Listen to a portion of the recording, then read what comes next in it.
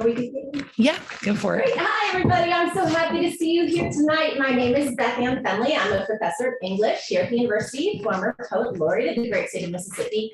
And tonight is a very special night for me because my old dear friend, David Wright Faladé, will be reading from his very first novel for adults, Black Cloud Rising.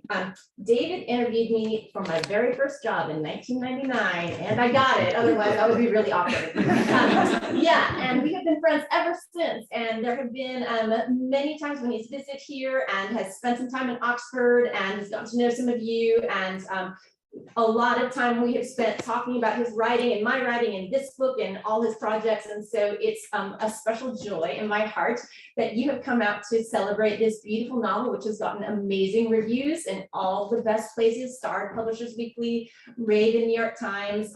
This beautiful book that he spent so long writing. So would you give some applause to David Wright Faladé?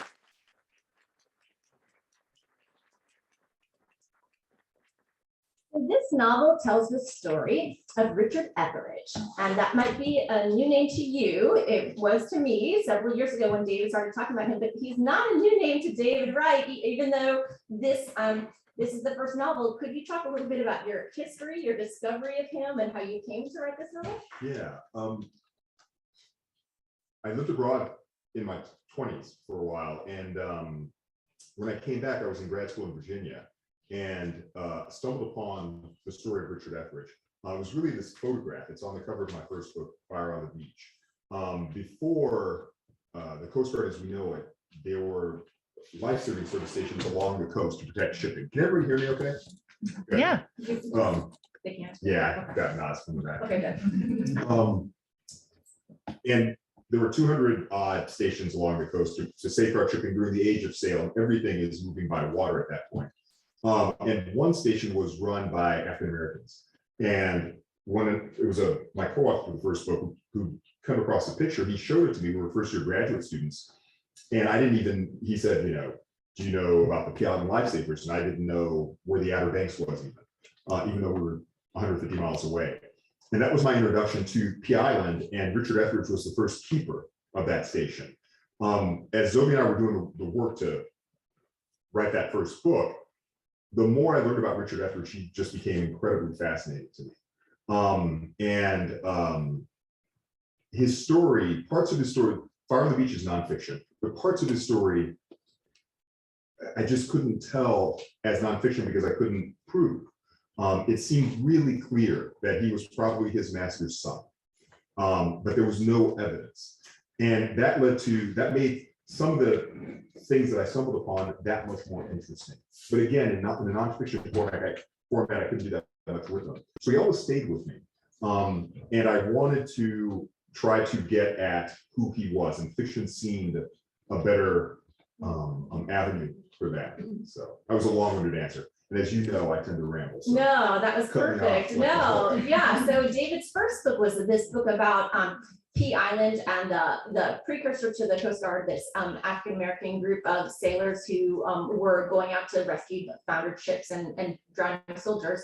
And then this book actually picks up with Richard Etheridge before yes. that. So it's when I first came upon Richard Etheridge, what was printed like in Coast Guard magazines and things like that, it was very little. But what was printed was that he was biracial but half Native American. And his history was basically fairly effaced. And just from my own growing up, I just knew folks coming up were, as a way to hide the fact of black-white relationships during Jim Crow, they would say the person was half Native American, was part Native American. And so it didn't quite ring true. And then I found him in the census. Once I found him in the census, he was born in 1842. The math worked out in such a way, there was such a Union presence in the Outer Banks. The math worked out in such a way, I asked myself, I wonder if he had been in like a soldier, I'd seen glory. I wonder if he had been in the Civil War.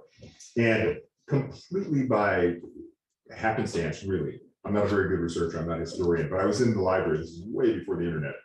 And there's a book called The Black Military Experience, a sort of compendium by Ira Berlin that's about sort of Black service in the Civil War. And I was flipping through it trying to figure out, okay, if he was in the Civil War, where would he have been? And again, a better historian would have done this days not weeks or whatever before, but I flipped to the index, and in the index I found him.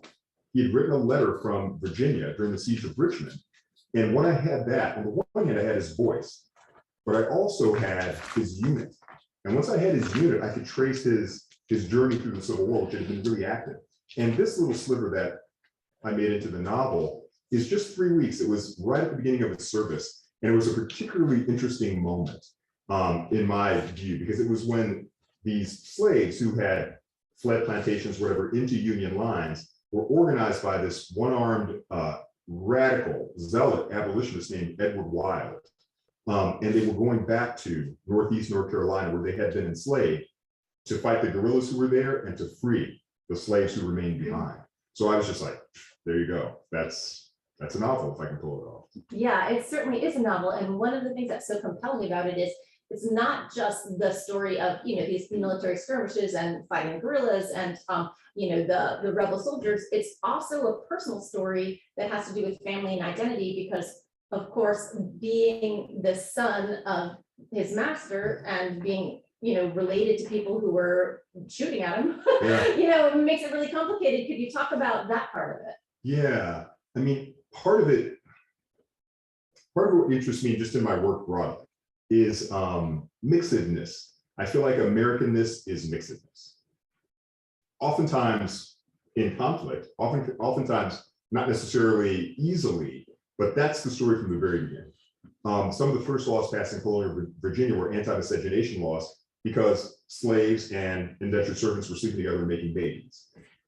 So that, with that as backstory, understanding that Richard Eckerd was his master's son was just intriguing to me. And again, I couldn't do much with it, not with nonfiction, but with fiction, I thought I could go into it. And what also seemed clear, just from the time I spent in the Outer Banks, I didn't know where it was in 1992, but since I've spent, I lived out there for months at a time. This is still true to some extent, but it was especially true until 1930 when they built bridges. It's super isolated. The Outer Banks is that strip of barrier islands off the coast of North Carolina, very different from the sea islands off Georgia and South Carolina. It's barrier islands, super isolated. At the outbreak of the Civil War, the population of the entire Outer Banks from sort of Nags Head down to Hatteras, a little bit further, was 2,000 people, and about a quarter of it was Black, and it was completely isolated. If you lived in the Outer Banks, you were more likely to have contact with mariners from France or from Brazil than you were with people from Raleigh. It was that isolated. So in that sort of petri dish, for lack of a better word, you just get a sense of a microcosm of what Southern society, maybe American society broadly, but certainly Southern society at that time was like. Blacks and whites were making babies. Even though it was illegal, there were some Black and white unions that were open. And so, again, in a sort of roundabout way, part of what intrigued me, it isn't this notion of the Etheridges, the white Etheridges, as these villains. Rather, it's of this family in the Outer Banks that has Black family too, that they own. And what is that relationship like? It was really important for me to not villainize the white Etheridges, but rather to try to get at the complexity of what that must have looked like to live together and, have those relationships, despite the fact of slavery and racism and these notions of racial hierarchy. I love that you say that your vision of America is one of mixedness, and I think that's one reason why you bring such insight and depth into these characters. And of course, you grew up in a military family, and you have international and complicated lineage. Do you want to talk about that at all? Yeah, I mean, my mom, she passed a few years ago. She was like 5'1". So if I do this, and this is my mom. But she was a French Jew. She was born in 31, and so she was old enough. She survived the war, but she was old enough to have memories of it. And after the war, I think just being a young person, a teenager in that moment with what she had experienced, she was sort of outraged. And so she rejected sort of French society, and she embraced anti-colonialism. And so my biological father, I was born much later than just after the war, but my biological father was somebody she had met at that time who was from Dahomey, which was formerly the slave coast. So he was a colonial subject. They fell in love, and then they were teenagers and fell out of love and did all the things that teenagers do stupidly. My mom married a black GI subsequently. And not to, I don't mean this poorly about my mom. You know, we do what we do and life is complicated. But later she had an affair with my biological father. So I was raised by a black GI thinking that I was half French, half American. And then later in life, when I was 16 years old, I learned about my biological father. So the thing that is interesting to me, I mean, this all sounds sort of, how this impacts on Richard Etheridge, I'm not sure, but it's in there somewhere. It is. Was those notions of mixedness, and in my own particular case, you know, being the descendant of a French Jew, the descendant of slaves, and the descendant of slave traders. My biological father was descended from the king of Dahomey, and they were one of the major slave trading kingdoms. So for me, if all that can come together and produce me, I think then there's something about, that says something about the modern world, I think. Yeah, who could have written this novel if not you? Probably a lot of people. No, I disagree, and I read a lot of novels. And you know, I know we've been friends for a long time. So I'm gonna say I may be well enough to call bullshit on the fact that you're not a good researcher, because I've read this now.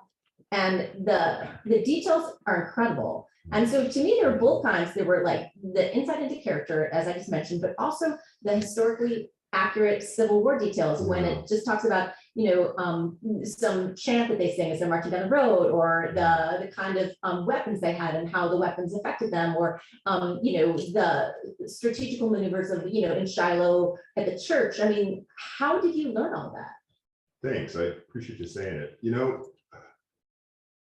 a benefit of being a really not very skilled researcher is that you also maybe tend to over research. And being like, I went into the creative writing program at Virginia Commonwealth University with Zoe, not thinking I'm, trying to write history or whatever. And so as it became clear this is what we were going to do, you also maybe become an over researcher. That inefficiency serves a purpose on some level. But also I think some of the things that I was looking for were different from, say, what an historian might have been looking for.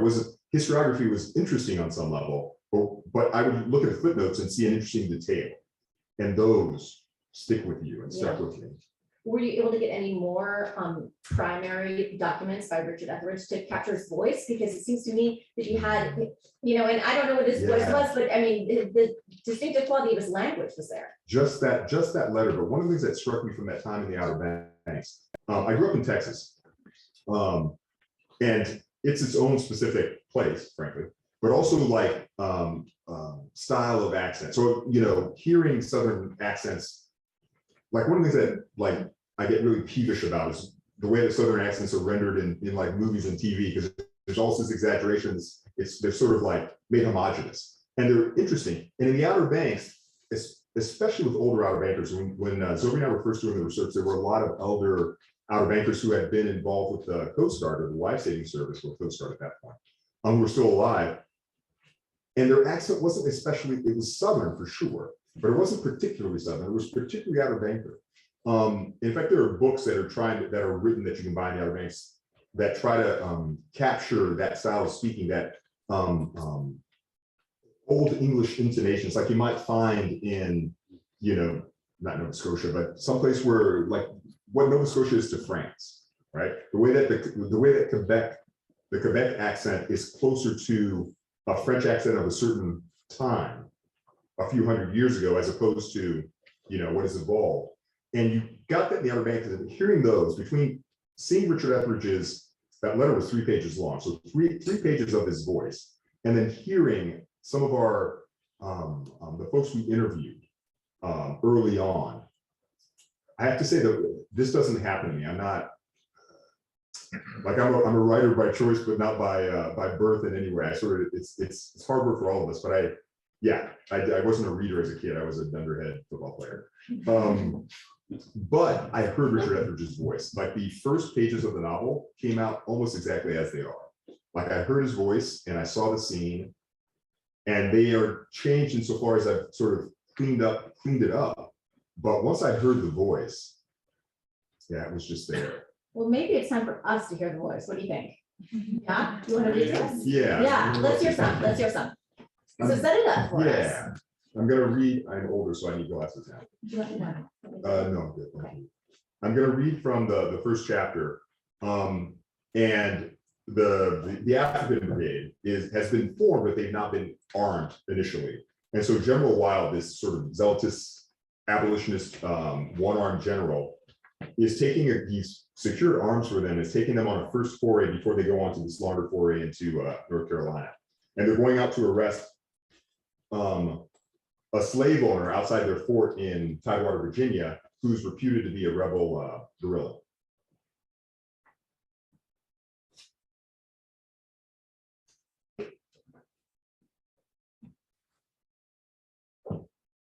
General Wild orders forward. Bacchus' squad on one flank, Revere's on the other, where the chattel houses were, and mine down the center, straight through the crackling flax. The three lines spanned a half circle around the main dwelling house. Slaves stirred. Some emerged from the barn to take a look-see, even more from the chattel houses, which weren't but shacks with uneven joints and unglassed slits for ventilation. Then, a man with disarranged hair and considerable whiskers appeared at the door of the main house. Clapson, for sure, for he carried himself as though proprietorship was his established due. He wore breeches and a long-sleeved undershirt, nothing more, his suspenders not yet raised over his shoulders, and he stepped out onto the porch and stared down at the general, who'd ridden in front of him and not dismounted. Aught other moved. My squad being nearest, I had a box seat view when the general finally spoke. Edgar Clapson, he queried. You know damned well it is, said the other. I am Edward Augustus Wild, Brigadier General of Volunteers, commanding. He half turned in the saddle and added with a flourish, the African Brigade. We all just stood there at attention. I see your nigger pogey, said Clapson, and I do not recognize your authority. He hitched up his suspenders, an angry gesture, as though they too had vexed his peaceful waking. I command the Tidewater 12th Home Guard, the Pungo Raiders, and this here is my property. Wild signaled with a nod, and Sergeant Revere, who was nearby, flew up onto the porch in 2 quick strides and seized Clapson meanly by the shirt and by the nape. Unhand me, said Clapson. 2 troopers joined Revere, and they forced the man down the steps and wrestled him to his knees beneath the general's gaze. Pogies, sir, Wild said. Did you say pogies? Clapson would not respond, so General Wild continued. These men are Armageddon's agents, both Gog and Magog. Your world is no more. He turned toward us, the rest of the company. His voice boomed. Guerrillas are cowards and murderers, without honor, no better than land pirates, and their fate is either quarantine or death. This land pirate's property is hereby confiscated. Seize all men, women, and tykes. Seize the grain and any implements and tools. Fill every hogshead, fill every buckboard. It is all contraband, and it returns with us. Corporal Fields broke the men into teams, and I sent this one toward the barn and that one toward the chattel houses where the slaves were still falling out. And what had been puzzlement and gloom now turned to pure rejoicing. I could not know whether my own face showed it, but I was much overjoyed too. I was directing some men loading a handcart with farm tools when I overheard the runaway Cuffy saying to the general, all slaves but they slaves. His head was bowed, but his voice clear and strong. But this one, he in the habit of stripping him head to heels, gals as likely as men's, whatever the age and for the least offense, and he lay it on sportly. The general's expression did not change, but something was moving underneath. I know of at least one that ain't survived it, said Cuffy. And I noted what aforehand I had failed to see, a whipping post, well used, standing erect between the dwelling house and the barn. Or, what was more likely, my eyes had until then dodged seeing it. I had never suffered the lash, but what slave did not know it? General Wild, come abreast of Clapson, still disdainful of dismounting, leaned low from his saddle. Even the women, said he, even the women? Revere yanked Clapson to his feet, unbidden by the general, but the order clear. The secesh pulled like a colt then. no one certain what was next. Revere, with a fistful of hair and a fistful of claw, dragged him toward that upright timber. Shackles hung from its foretop point, and while two troopers wrestled the man's lurching and writhing, Revere hitched him on by the wrists. The yard was dead still, us colored, slave as well as soldier, watching on. Mrs. Clapson's mouth lay wide open, lips a-quiver, but no sound came forth. The three little boys, though, each one wailed. The general marched his mount to the barn and into it, then returned with a bullwhip over the pommel of his saddle. He rode it over to Revere. Clapson yanked at his wrists, crying to be released. All plea and no protest now. Pungo Raiders, said the general. How quaint. And with this, Revere, again obliging some unspoken command, lit the air with that long leather hide. Once, and again. Corporal Fields was then beside me, and I'd not heard him come up. Damn, Richard said.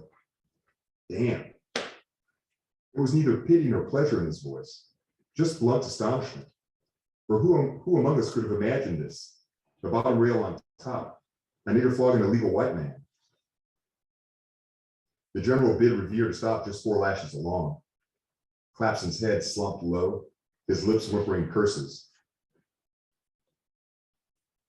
The general prepared to address us troopers gathered around, or so we initially thought.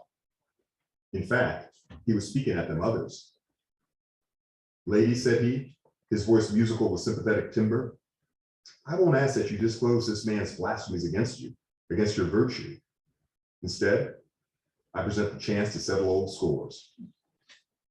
The yard stood still. Even Clapson's sons had ceased to wail. From the crowd emerged an old mammy, head wrapped in a red rag, cheekbones like straight razors, a burlap dress hanging as long and plumb as her own long self. She crossed to the post, a deliberate stride that made the 30-odd paces seem a damn sight more distant. When she got there, she unfastened a tie and the topmost burlap dropped to the waist. Dugs as flat as griddle cakes lay like sad folds of flesh against her chest. It didn't seem she retained a tooth in her head. This here the only virtue of being a Clapson nigger, said she, her voice gravel, and as purposeful as her movements. She turned, and her back was a tangle of fleshy welts. Ain't aught left here to blaspheme, but I expect I might take you up on that scoring bit. Mass Clapson come up as long due. The general took the coiled cowhide from Revere and handed it to the old mammy.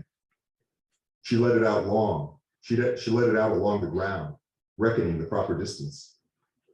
Once she'd settled into the right spot, the cowhide sang. And then I heard the rest, the other slaves cheering, troopers too. I heard Mrs. Clapson's rejoined wailing, and the rebel Clapson begging, oh mercy, General, oh mercy, Jenny, oh mercy. Vengeance can be justice, well earned and meted out fairly, and yet it be vengeance all the same. The cowhide sang. Holy day.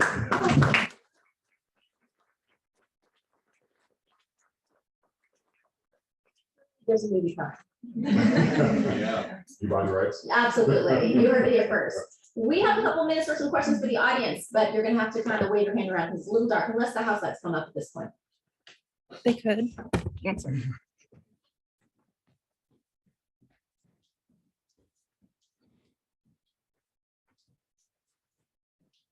Great. Good. Who has a question? Go ahead. So the letter from Richard Etheridge, did he actually write back and forth to Sarah, the Etheridge daughter? Did you, or is that something? I made that up. I don't know. One of the things that was really interesting. So Sarah Etheridge, most of the characters, Revere is the one character that I made up sort of whole cloth. Most of the characters were people that I found in documents one way or another, including Sarah. When Richard Etheridge died, his wife applied for pension benefits. And at that point, maybe still, you had to have sort of testimony to to prove what you had done. And Sarah Etheridge had written a letter to the pension bureau or whatever. And in her voice, I found something super interesting, familiar. Yeah. She talked about, we grew up in the same household and, all this language that was sort of like family without saying we were family. Right. And when I started trying to imagine her, I imagined her as this willful person too, trapped in her own way, who maybe felt this bond with Richard Etheridge, even as she didn't fully understand her own privilege. And I wanted to capture that. And so I thought letter writing might be a way to do that between them. But I made them up. I never found, aside from that one letter, I never found. What about Patrick? Did you have? Patrick was, he still is one of the most interesting characters. Patrick Etheridge is a real person. And a hero lifesaver. He was awarded the gold, he joined the lifesaving service, the Coast Guard after the war too. And he was awarded a gold lifesaving medal for this heroic rescue in 1885 when a ship came ashore off Hatteras, a little bit north of Hatteras. And it was like 5 miles out to sea. And they could see it, but they couldn't quite figure out what to do. And Patrick raised the crew and went out and rescued them. He was a hero. He was also arrested for assault and battery, for illegally dredging oysters. I found all this documentation about this. He was just this sort of figure. At the same time, he got kicked out of lifesaving service. A group of keepers, of captains, made a petition to try to get him reinstated. Richard Etheridge signed it, right? And Patrick had burned down Richard Etheridge's station when Richard was first appointed. So there's this complex relationship. Patrick is completely fascinating to me. And so I wanted to make him somebody who was willful, who understood the world in a certain way, and was a little bit damned because of it. Yeah. That's so interesting and complex, everything that you just said. And it reminds me, we haven't even talked about the female characters. Right. Because Sarah's a really interesting one, and the fiance, Richard Etheridge's fiance, is another really strong female character in the book. Do you want to say a word about her? Fanny was eventually Etheridge. And I don't know if she was an aidlet slave, but I just like that word aidlet as a name. So I made her an aidlet slave, but she was his wife. His wife's name was Fanny. So the novel, is often, it's been described to me as a Civil War novel, and it is, very deliberately, especially this 3-week window. But like we were talking about, it's about family, and I was as much interested in that aspect of it. So I wanted his mom on the page, but I wanted also not just sort of his love interest in that way. That's not sort of like his mother, I'm doing this for my mom, but also somebody like a strong-willed, autonomous woman who mattered to him and made things complicated for him. And because that part of the world is small enough, again, I imagined this. I don't know that it ever happened. But once they occupy Elizabeth City, she ends up there. I wanted her there so he feels like he has to account for her. She knows she's accounting for herself. And so I just wanted the connections to home to not be just sort of like letters or memories, like this is who I'm doing it for, but an actual physical presence. And Fanny served that purpose for me. She was a great character.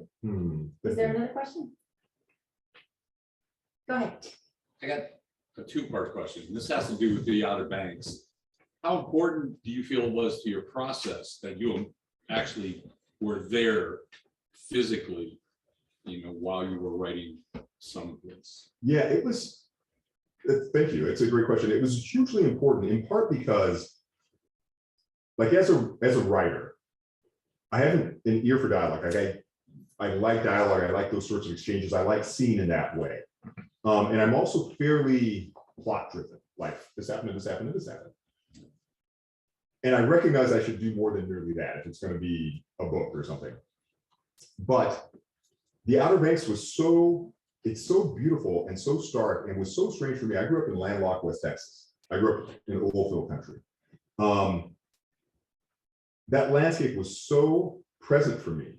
When Zoe and I were riding Fire on the Beach one night, we, they used to, part of the way they safeguarded the coast, the stations were about 5 miles apart. And they would walk the beach at night and look out to sea, and they had met a keeper or a crewman for another station. They exchanged a stamp badge or whatever. Zoe and I did that one. It's a wildlife refuge now, so it's fairly isolated.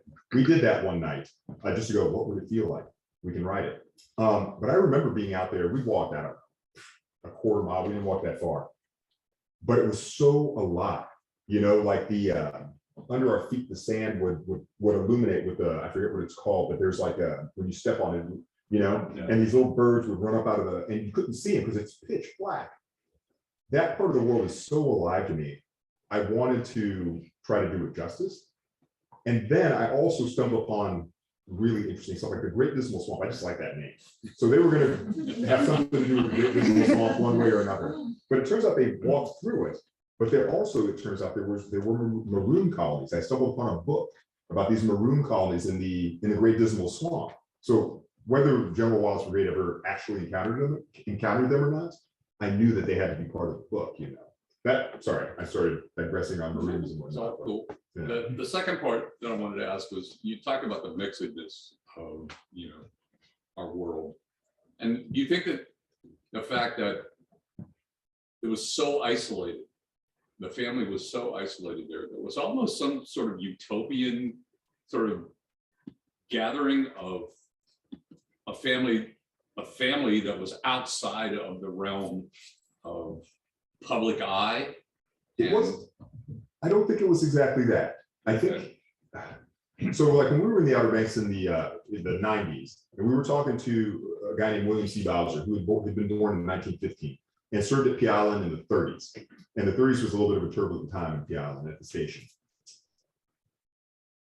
He was fairly light complected, and he would talk about his white relatives. And I remember asking him, I'm biracial, and I remember asking, was this publicly acknowledged? And he was like, no. He's like, publicly, no. But my cousin X, Y, or Z would come and he'd go, hey, let's go hunting over here.